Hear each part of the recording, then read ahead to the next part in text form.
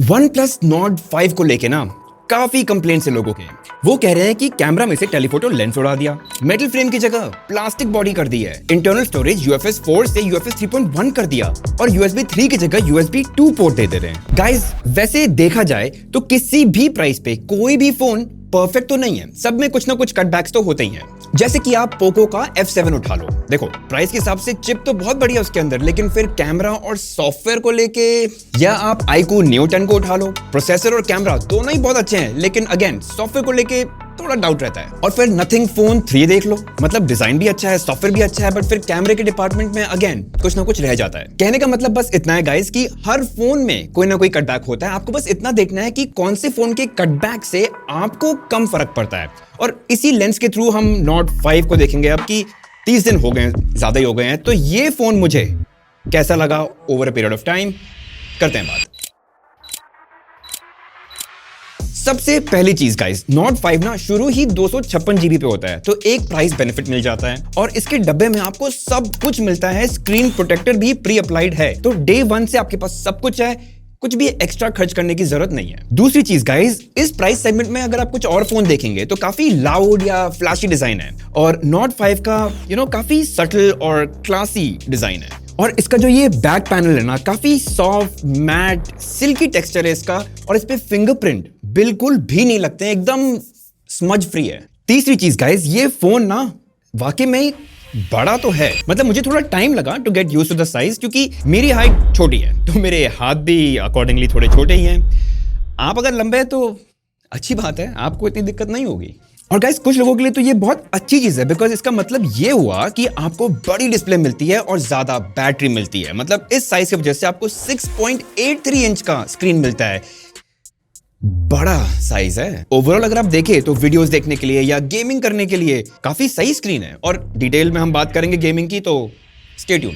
एक चीज जो मुझे बहुत बढ़िया लगती है, इसमें ना बिल्ट इन रिमोट है, और कोई भी चीज टीवी AC कुछ भी जो रिमोट से चलता है ना, आप इसमें कॉन्फ़िगर करके यूज कर सकते हैं, आपको रिमोट ढूंढने की जरूरत नहीं पड़ेगी। अच्छा, ड्यूरेबिलिटी वाइज अच्छी चीज ये है कि इन्होंने नॉट 4 में जो पैंडा ग्लास था उससे अपग्रेड करके इसमें गोरिल्ला ग्लास 7i दे दिया है, और बिना स्क्रीन प्रोटेक्टर के भी काफी सही चला है, कोई कंप्लेन नहीं है। अब जो इतनी अच्छी बात नहीं है वो ये है कि ये IP65 रेटेड है for water and dust resistance, मतलब आप इसको पूल में या पानी में डुबा नहीं सकते, इस पे स्प्लैशेस या छींटे पड़ जाएंगे तो ये झेल लेगा।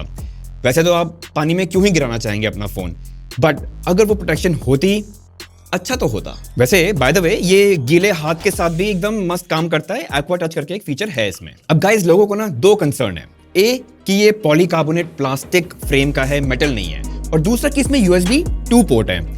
इस पे मेरे कुछ थॉट्स हैं। देखो गाइस, ये तो मैं फुल एडमिट करता हूं कि नॉट 4 में मेटल बॉडी थी और इसमें प्लास्टिक दे दिया है, तो एक डाउनग्रेड तो फील होता है, बट दो चीजें आप समझें, एक तो ना ये थोड़ा बड़ा है नॉट 4 से, और इसमें बैटरी भी बड़ी है, तो इसका वेट जो है ना वो नॉट 4 से ऑलरेडी ज्यादा है। अब उसको काउंटर करने के लिए हो सकता है कि इन्होंने मेटल की जगह प्लास्टिक फ्रेम ले लिया, क्योंकि उससे वजन थोड़ा घट जाता है। अगर ये मेटल दे देते तो थोड़ी कॉस्ट भी बढ़ जाती और फिर इसका वजन भी बढ़ जाता।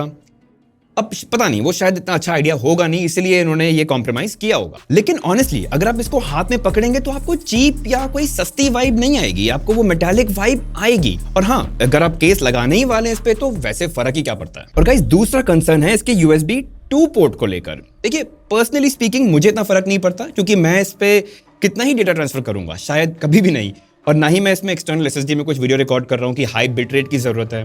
फास्ट चार्जिंग होनी चाहिए जो ऑलरेडी है इसमें। तो कमेंट्स में जरूर बताइएगा कि आपको USB 3 पोर्ट इसमें क्यों चाहिए मेरे रिसर्च के लिए। लेकिन गाइज, मैं वो अलर्ट स्लाइडर काफी मिस करता हूँ, उसकी जगह इन्होंने ये प्लस की डाल दिया है, जिसको ऑब्वियसली आप कॉन्फ़िगर कर सकते हैं टू डिफरेंट फंक्शंस। तो फंक्शनली देखा जाए ये बटन ज्यादा काम कर सकता है, बस वो अलर्ट स्लाइडर मजा भी आता था, थोड़ा कनेक्ट करता था फोन के साथ, चला गया। चलिए गाइस, अब बात करते हैं डिस्प्ले की, और जैसे मैंने अपने इनिशियल रिव्यू में कहा था कि काफी बढ़िया डिस्प्ले है, 6.83 inches AMOLED display, ultra HDR भी है, एंड नेटफ्लिक्स भी सपोर्ट करता है HDR playback, 93.6% screen to body ratio है, तो बहुत ही बढ़िया लगता है। मगर हाँ गाइस, ये इस सेगमेंट का सबसे ज्यादा ब्राइट डिस्प्ले नहीं है। अगर आपके लिए स्क्रीन ब्राइटनेस बहुत ज्यादा मैटर करती है तो डेफिनेटली और भी फोन्स हैं इस प्राइस सेगमेंट में जो इससे ज्यादा ब्राइट डिस्प्ले देते हैं, लेकिन इतना जरूर कहूंगा कि बाहर मुझे यूज करने में कभी कोई इशू नहीं आया, रीडेबिलिटी काफी सही थी, ब्राइट सनलाइट में भी कभी प्रॉब्लम नहीं हुई। और हाँ गाइस, एक बात और, वैसे 144 हर्ट्ज पीक रिफ्रेश रेट है इस फोन पे, लेकिन normal day to day usage में ये 120 हर्ट्ज पे ही चलता है। कुछ स्पेसिफिक एप्स एंड गेम्स हैं जो 144 FPS या 144 हर्ट्ज सपोर्ट करते हैं, उसकी बात हम करेंगे जब हम परफॉर्मेंस की बात करेंगे। एक्चुअली परफॉर्मेंस की बात कर लेते हैं। तो गाइस Nord 5 में आपको मिलेगा Snapdragon 8s Gen 3 super fast LPDDR5X RAM के साथ एंड UFS 3.1 इंटरनल स्टोरेज के साथ। अब देखिए गाइस, ऑन पेपर ये डेफिनेट कटबैक है एंड कंपटीशन इस प्राइस सेगमेंट में आपको UFS 4 फास्टर इंटरनल स्टोरेज देती है, लेकिन ये जरूर कहूंगा कि मुझे यूसेज में, एवरीडे यूज में कहीं से भी ये स्लो नहीं लगा। मतलब आपको जितनी एप्स खोलनी है खोल लीजिए, उनके बीच में स्विच करना है कर लीजिए, एप्स बहुत जल्दी खुलती हैं। इनफैक्ट 95% ऑफ द टाइम्स आप जो यूजुअली फोन पे करते हैं वो इसमें ऐसे ही काम करता है जैसे किसी हाई एंड फ्लैगशिप में करता हो। और गाइस Oxygen OS तो हमें पता ही है कब से कितना वेल ऑप्टिमाइज्ड है, कितना फ्लूइड और कितना तेज काम करता है। और गाइस गेमिंग करते वक्त भी आपको BGMI या कॉल ऑफ ड्यूटी जैसे गेम्स पे 144 FPS मिल जाती है एंड बहुत ही स्मूथ। मतलब आपको और भी हायर एंड गेमिंग स्मार्टफोन्स जो थोड़े से एक्सपेंसिव हैं वो भी आपको यही परफॉर्मेंस देते हैं। और मैंने अपने लास्ट वीडियो में भी कहा था कि ये फोन बाईपास चार्जिंग सपोर्ट करता है, तो आप इसको सीधा चार्जर से कनेक्ट कीजिए और ये पावर डायरेक्टली चार्जर से ही उठाएगा, बैटरी यूज नहीं करेगा। तो ना ही आपकी बैटरी खर्च होती है, ना ही आपका फोन गर्म होता है। विन विन सिचुएशन है सबके लिए। परफॉर्मेंस को लेके ना मैं आपको एक बहुत सीरियस नोट पे बात बताता हूं कि अगर आपका यूज बहुत जेनेरिक है, ईमेल्स, व्हाट्सएप, इंस्टाग्राम, वीडियोस देख ली, आप उस फोन पे मत कूदिए जिसका चिप सबसे अच्छा है या स्पेसिफिकेशन सबसे अच्छी है लेकिन ऑप्टिमाइजेशन इतनी बढ़िया नहीं है। आप उस फोन के साथ जाइए जो रिलायबल रहता है, स्मूथ चलता है और generic everyday day to day use में आपको परेशान नहीं करेगा। हाँ, लेकिन अगर आपका काम ही 4K वीडियो एक्सपोर्ट्स बहुत करनी है या आपको गेमिंग बहुत जबरदस्त चाहिए, डेफिनेटली उस केस में आप ज्यादा स्पेक्स वाले फोन की तरफ जा सकते हैं। अच्छा गाइस, परफॉर्मेंस की बात कर ही रहे हैं तो बैटरी की परफॉर्मेंस की भी बात कर लेते हैं। तो इसमें आपको 6800 mAh की बैटरी मिलती है, कैपेसिटी बहुत बढ़िया है। लेकिन डे टू डे यूज में अगर मैं बताऊं तो मुझे करीब 8.5 घंटे का स्क्रीन ऑन टाइम मिलता है अगर थोड़ा हैवी डे है, और अगर लाइट यूज हो रहा है पूरे दिन में तो करीब करीब 10 घंटे तक। अब इसका सबसे बड़ा रीजन बताता हूं कि स्टैंड बाय मोड पे, यानी अगर रात को सो रहा हूं बगल में रख दिया, ये बैटरी ड्रेन बिल्कुल नहीं करता है। कहने का मतलब यह है कि करीब करीब 1.5 दिन में मैं इसको एक बार चार्ज करता हूं। अच्छा गाइस, चार्जिंग की बात करते हैं तो Nord 4 में आपको 100 वॉट का चार्जर मिलता था और Nord 5 में 80 वॉट का चार्जर, तो स्टेप डाउन तो है। दूसरी चीज, चार्जिंग टाइम 1 to 100%। Nord 4 में 28 मिनट था, इसमें 54 मिनट है, डबल हो गया है। पर ठीक है, देखिए एक तो 100 से 80 हो गया और दूसरी चीज इसमें बैटरी कैपेसिटी बढ़ गई है, तो जाहिर है कि टाइम तो ज्यादा लगेगा। बट फिर भी 1 घंटे के अंदर 1 to 100% मुझे कोई प्रॉब्लम नहीं है।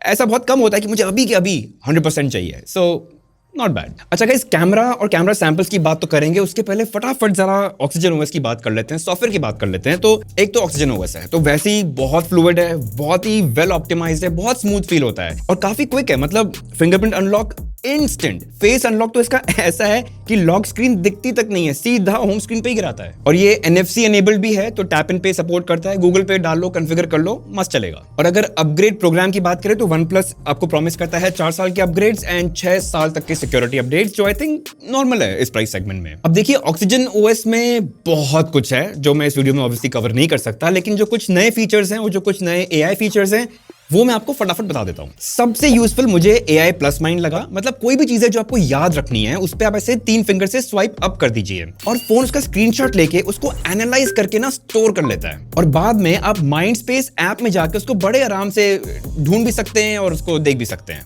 या मान लीजिए कोई कॉन्वर्सेशन है जिसपे आपने ये स्वाइप अप किया, वो समझेगा कि इसमें क्या क्या था, और अगर कोई इवेंट क्रिएट करना है उसमें से वो भी खुद ही कर देगा। अब देखिए OnePlus का डायलर जो है कॉल रिकॉर्ड नॉर्मली तो कर ही सकता था, लेकिन AI वॉइस स्क्राइब के थ्रू ये आपके व्हाट्सएप कॉल्स या टेलीग्राम कॉल्स को भी रिकॉर्ड कर सकता है, और आपकी जो कॉन्वर्सेशन होती है उसकी पूरी ये एक समरी भी बना सकता है, और फुल उस चैट की या उस कॉल की ट्रांसक्रिप्ट भी जनरेट कर सकता है जो आप बाद में रेफर कर सकते हैं। और सिर्फ इंग्लिश ही नहीं, काफी सारे लैंग्वेजेस है जो ये सपोर्ट करता है। अगेन गाइस, Oxygen OS में बहुत फीचर्स हैं, मैं इस एक वीडियो में पॉसिबली कवर नहीं कर सकता हूं। अगर आप OnePlus यूज करते हैं आपको ऑलरेडी पता है, और अगर आप पहली बार OnePlus पे जा रहे हैं Oxygen OS की वीडियो जरूर चेक कीजिएगा, मस्त है। चलिए गाइस, फाइनली बात करते हैं कैमरास की, और Nord 4 से अगर कंपेयर करें तो Nord 5 के कैमरास में सिग्निफिकेंट अपग्रेड है, दोनों हार्डवेयर में भी एंड प्रोसेसिंग में भी। तो गाइस अब आपको मिलता है Sony Litia 700 50 megapixel main camera, 8 megapixel का अल्ट्रा वाइड और एक 50 मेगापिक्सल का फ्रंट फेसिंग कैमरा।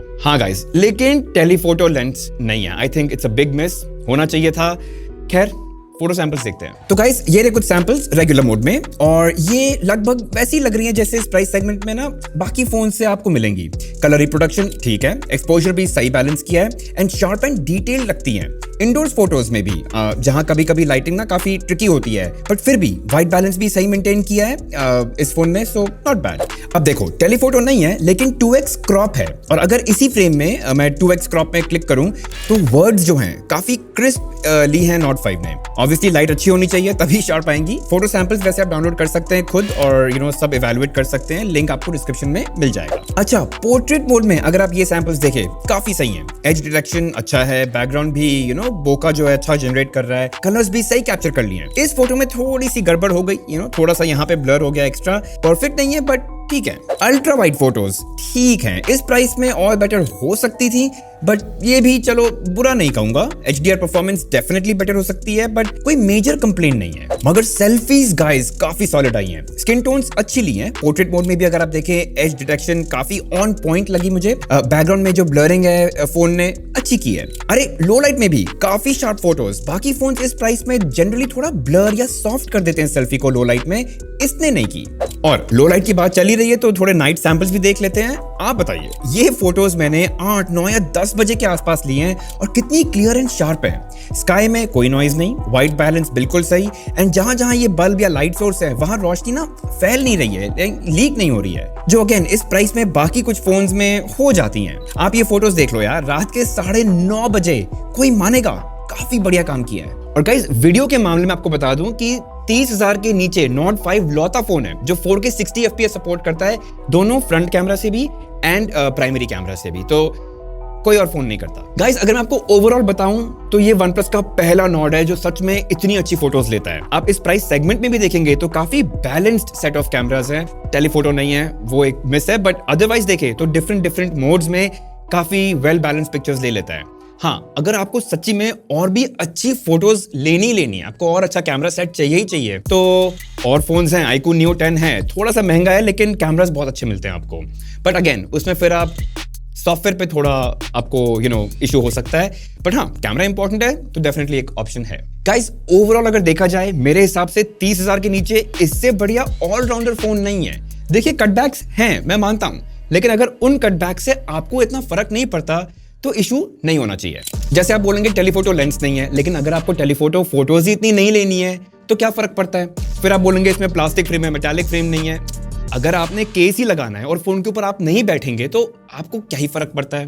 फिर बोलेंगे इसमें USB 2 है, USB 3 नहीं है, बट अगर आपने रोज डेटा ट्रांसफर ही नहीं करना तो USB 3 का क्या ही करेंगे। और फिर कि UFS 4 नहीं है, लेकिन अगर ये UFS 3 पे ही बाकी कंपेटिटर्स से जिनमें UFS 4 है उससे बेटर, स्मूदर, रिलायबल परफॉर्मेंस दे रहा है तो क्या प्रॉब्लम है। देखिए गाइस, बाकी फोन्स हैं इस प्राइस सेगमेंट में, आप डेफिनेटली एक्सप्लोर कीजिए, पर उनमें भी आपको कुछ ना कुछ कटबैक्स मिलेंगे। पॉइंट बस इतना है, कौन से कटबैक से आपको फर्क पड़ता है। फोन हमेशा अपनी जरूरत के हिसाब से ले, स्पेसिफिकेशंस पर्सपेक्टिव से नहीं। चलिए गाइस, Nord 5 के बारे में इतना ही। फिर भी अगर कुछ सवाल जवाब रह गए हो तो डेफिनेटली कमेंट सेक्शन में जरूर पूछेगा, आपस में बात करें। बहुत लोगों ने ऑलरेडी खरीद लिया, आई एम होपिंग वो कमेंट्स में आके जरूर पिच इन करेंगे। और अगर वीडियो पसंद आया तो please hit that like button, subscribe जरूर कीजिएगा चैनल को, और वो बेल आइकन को मार्क करके ना नोटिफिकेशंस में वो ऑल सेट कर दीजिएगा, बहुत हेल्प मिलती है। मिलते हैं।